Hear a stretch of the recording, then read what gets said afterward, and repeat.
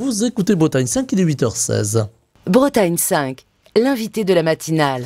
Et notre invité ce matin est Arnaud Lécuyer. Il est conseiller régional de Bretagne, président de Dinan Agglomération et même maire de Saint-Potent. Je le rajoute, on parle beaucoup des maires sur cette antenne.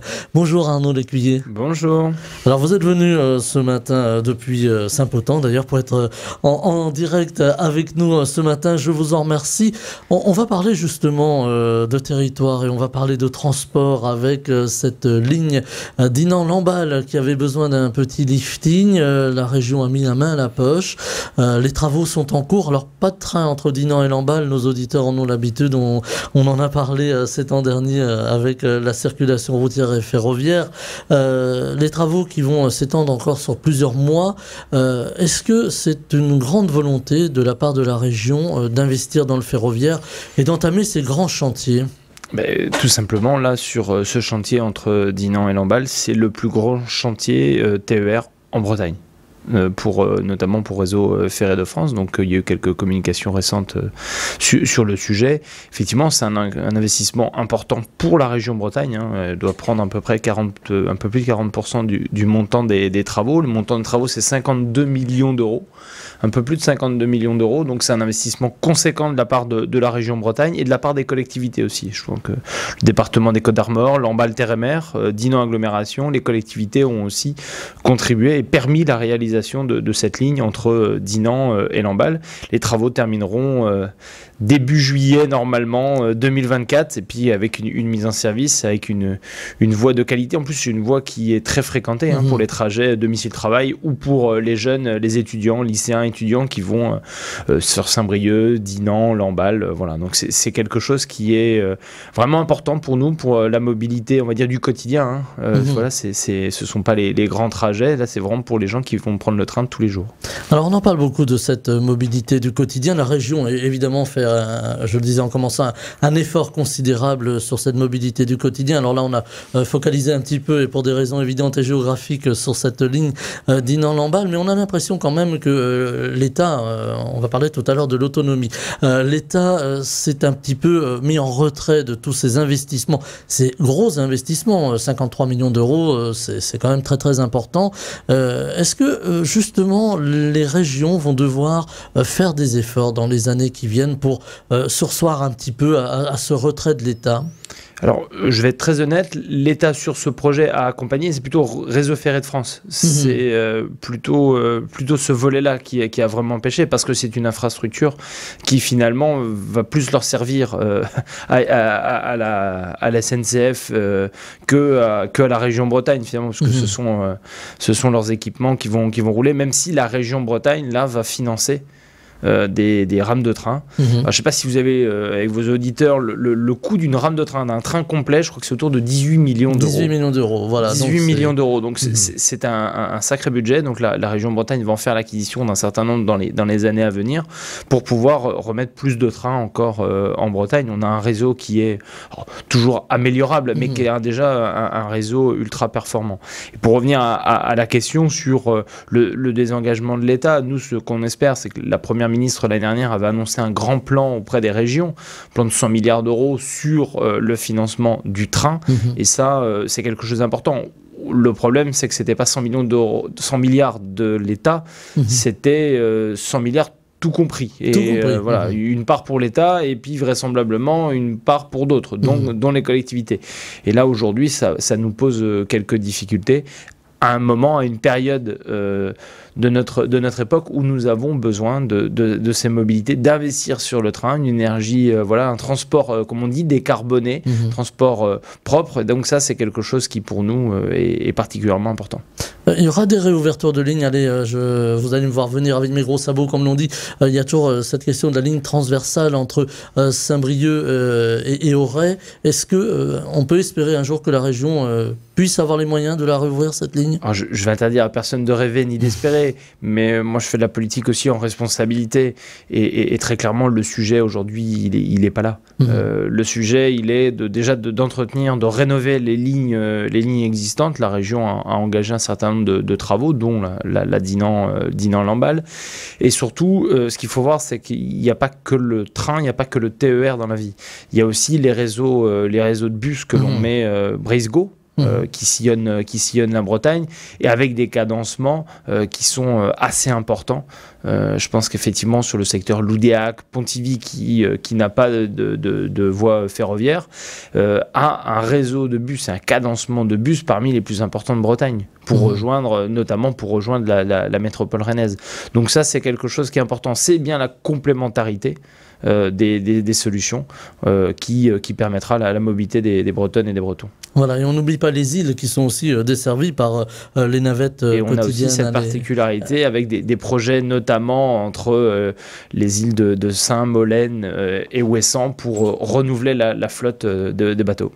Alors il y a aussi un sujet qui préoccupe les Bretons, les Bretonnes aujourd'hui, c'est le logement. On en parle beaucoup de cette crise du logement. Comment faire pour arriver à loger tous les Bretons qui veulent travailler au pays, qui veulent rester en Bretagne? Ils ont ma foi bien raison. Comment faire pour arriver à faire en sorte que les prix ne s'envolent pas, qu'on puisse acheter ou louer en toute quiétude en Bretagne?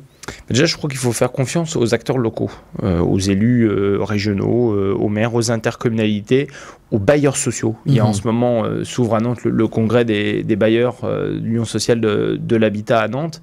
Et on attend, en tout cas, on attend des annonces. Mais il y a déjà, c'est de faire confiance, de décentraliser au maximum aussi cette politique du logement. Ensuite, il y a du financement à apporter. On a eu des réformes depuis 2017 qui ont été plutôt contre le logement social. Donc j'accentue beaucoup sur le logement social parce que finalement le logement social, c'est le logement pour tous. On se dit il est réservé à quelques-uns, les plus pauvres, les plus modestes. Et quand on regarde les chiffres, c'est 7 personnes sur 10 qui potentiellement ont un accès au logement social. Donc quand on investit dans le logement social, on investit pour le logement pour tous. Ce sont des logements qui sont adaptés, des logements qui sont aussi normalement les neufs avec une qualité, une performance énergétique de grande qualité. Et puis ce sont des résidences principales. Et ça, c'est quelque chose qui est important. Et il n'y a pas de spéculation sur le logement social. Donc ça, c'est quelque chose qui est important. Aujourd'hui, il y a du côté de l'État des bougées à avoir nécessairement sur ce que l'on appelle les zones tendues. Les zones tendues, c'est notamment des zones côtières où certaines opérations vont pouvoir être facilitées, certains dispositifs fiscaux sont facilités. Nous, ce qu'on demande en Bretagne, c'est de nous laisser faire sur ces zones tendues, et nous, on sait où les zones sont tendues, où elles ne le sont pas. Et donc ça, c'est ce qu'on demande à l'État, de desserrer les taux sur ce sujet-là. Alors, faire confiance à l'échelle locale, c'est aussi la sécurité. On en parle beaucoup ces dernières heures avec les annonces du président de la République, Emmanuel Macron, sur l'ouverture de plus de 300 gendarmeries. Je crois qu'il y en a une sur la communauté d'Aglo de Dinan, à Évran. Voilà. C'était important de retrouver cette présence des gendarmes sur le territoire. C'est toujours important d'avoir la présence de la gendarmerie. On a la chance en Côte d'Armor d'avoir, je crois, déjà un bon réseau avec des équipes et des effectifs de gendarmerie de grande qualité.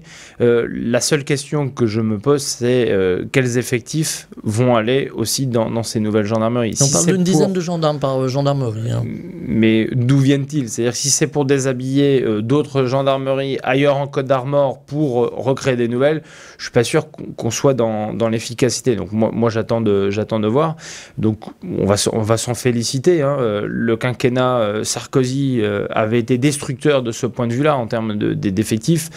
François Hollande avait fait le boulot avec Bernard Cazeneuve pour remettre des effectifs et recruter, mais on ne le décrète pas. C'est-à-dire qu'il y a aussi de la formation. Il faut aussi donner envie aux jeunes d'aller dans ces formations, dans ces métiers de la sécurité.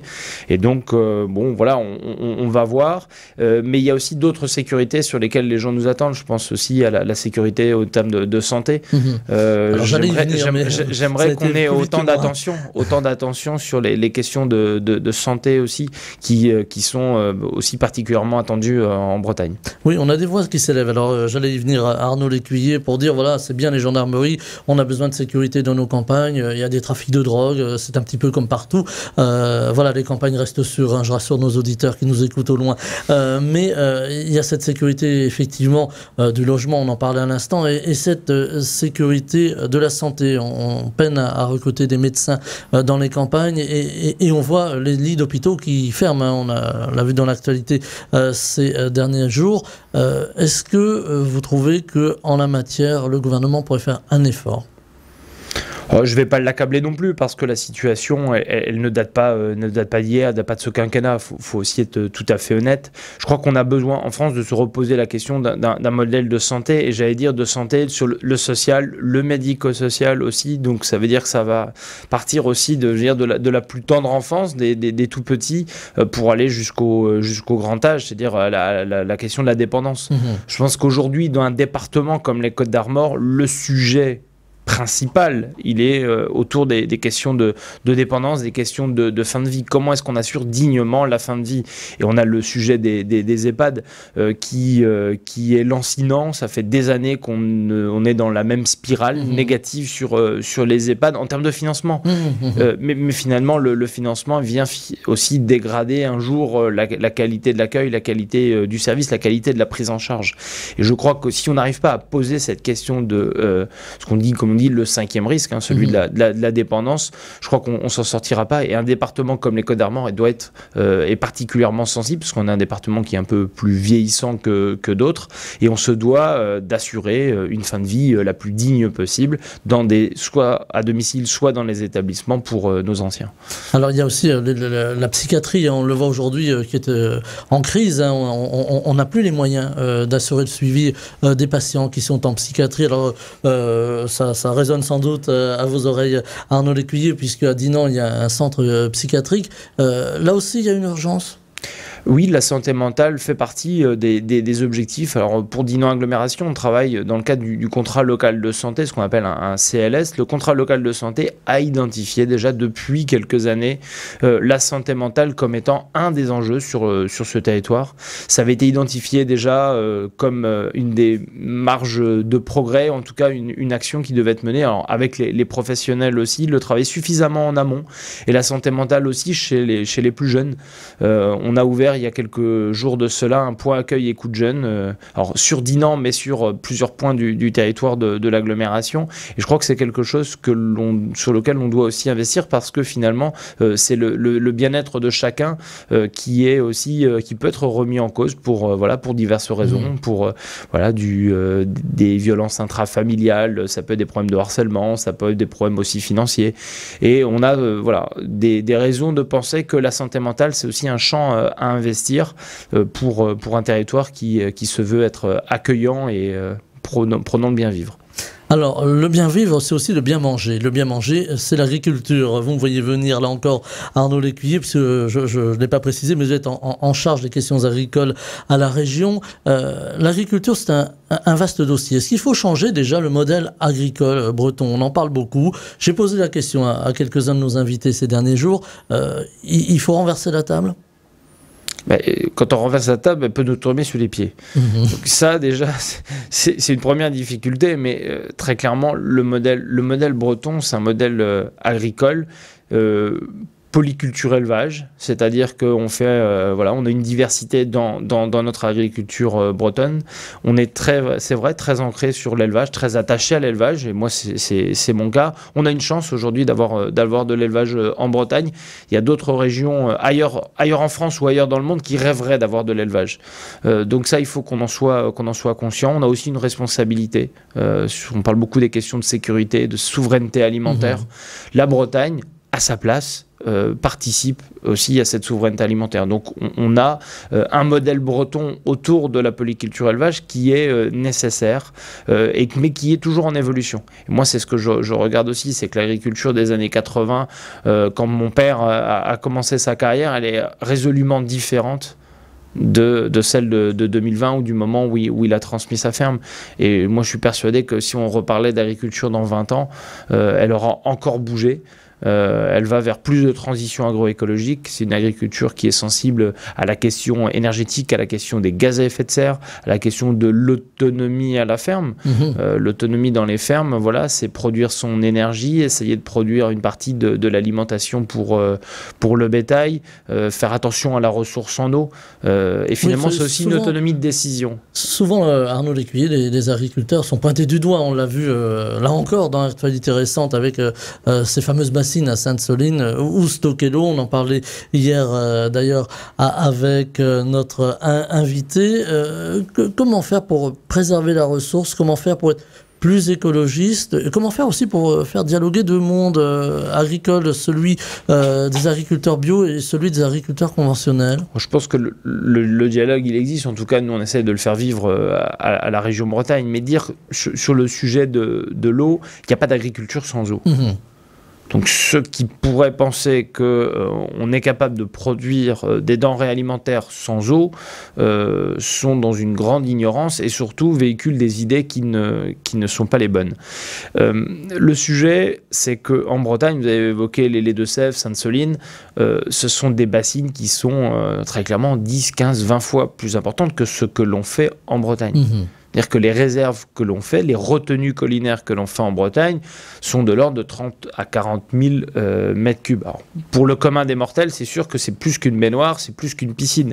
Mais ça reste des quantités qui sont relativement limitées, qui sont ensuite constituées par ce qu'on appelle donc des retenues collinaires, c'est-à-dire du ruissellement des eaux de pluie. Donc on refait des stocks l'hiver pour ensuite les restituer et les utiliser en période plus sèche. Donc ça, c'est un modèle breton. Il faut rester vigilant. Il faut rester vigilant sur ce modèle breton en disant oui à l'irrigation, oui utilisation de l'eau sur les légumes de plein champ, les légumes serres, sur l'arboriculture, pour faire en sorte que ce soit une eau bien ciblée, bien utilisée, et par contre ne pas aller sur ce qu'on appelle les maïs, le blé, les céréales, les grandes cultures. On en voit pourtant beaucoup de maïs encore en Bretagne. On voit du maïs, mais à savoir que la superficie en Bretagne irriguée est relativement faible. C'est moins de 7% des surfaces agricoles utiles en Bretagne qui sont irriguées.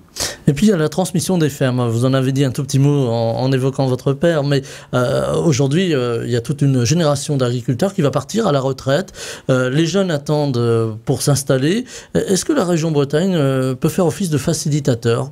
Parce que c'est pas toujours simple de reprendre la ferme familiale. C'est même notre mission. Notre mission, alors avec d'autres, mais depuis le 1er janvier, la nouvelle politique agricole commune, la région Bretagne a la responsabilité à la fois de la transmission des fermes et de l'installation.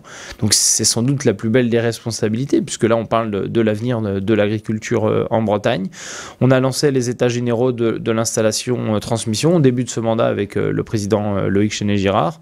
Et depuis, on a voté un plan pour aller accompagner. Alors ça va des aides aux investissements, des aides au lancement pour les jeunes, des prêts d'honneur également, et tous les dispositifs d'accompagnement pour celles et ceux qui aussi souhaitent transmettre leur ferme. Parce qu'il n'y a pas de bonne installation s'il n'y a pas une bonne transmission.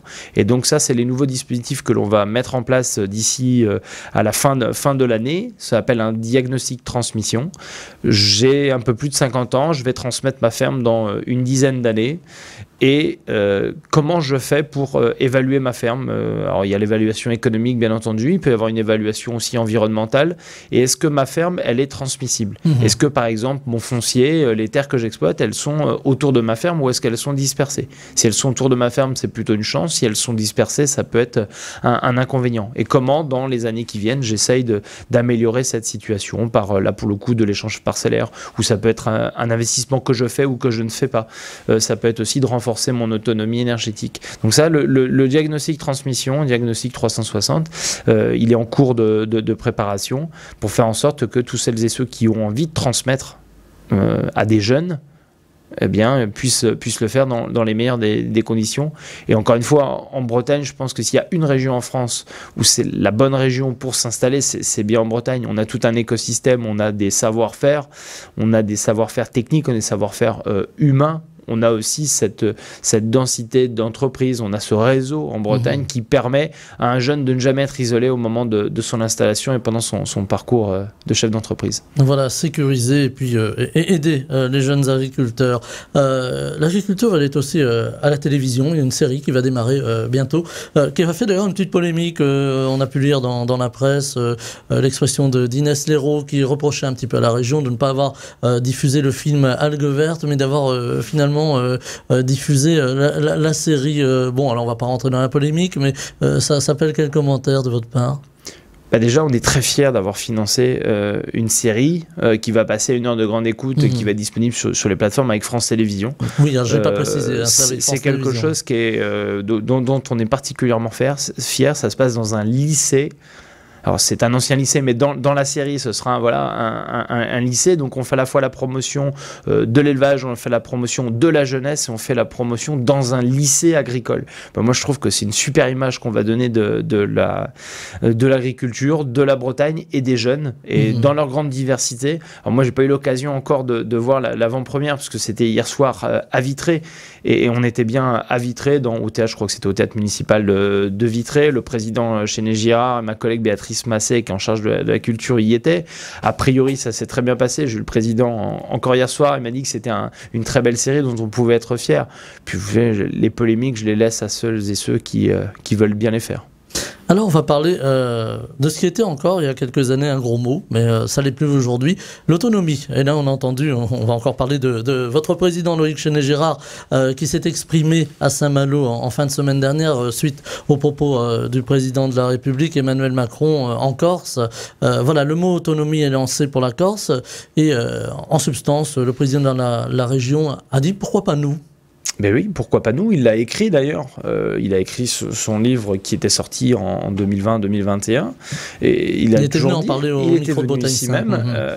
C'est l'autonomie, mais dans la République. C'est toujours ce que le président Chéné-Girard a dit, ce qu'il a rappelé, ce qu'il martèle depuis déjà de nombreuses années. C'est plus d'autonomie, plus de Bretagne, mais dans la République. Il peut pas être autrement. Donc, c'est-à-dire plus de pouvoir, plus de décentralisation, plus de capacité à décider par nous-mêmes en Bretagne sur des sujets. J'en ai évoqué quelques-uns sur le logement, ça peut être sur la santé, ça peut être sur la question de l'eau, question agricole, évidemment.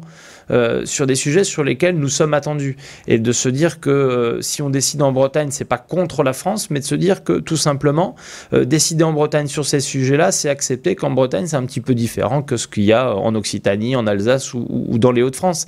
Et je crois que chaque région a aussi cette capacité à pouvoir décider localement. C'est pas faire sécession. Faire sécession, c'est ce que veut faire Laurent Wauquiez en disant qu'il ne veut pas appliquer la loi sur le zéro artificialisation nette. Là, ça, c'est dangereux pour la République. Mais ce que nous proposons, en tout cas avec le président Chéné-Girard, c'est plus d'autonomie, plus de Bretagne, mais dans la République, dans le respect auquel nous sommes profondément attachés de cette République française et que l'on fait vivre d'ailleurs nous au quotidien en tant qu'élus locaux.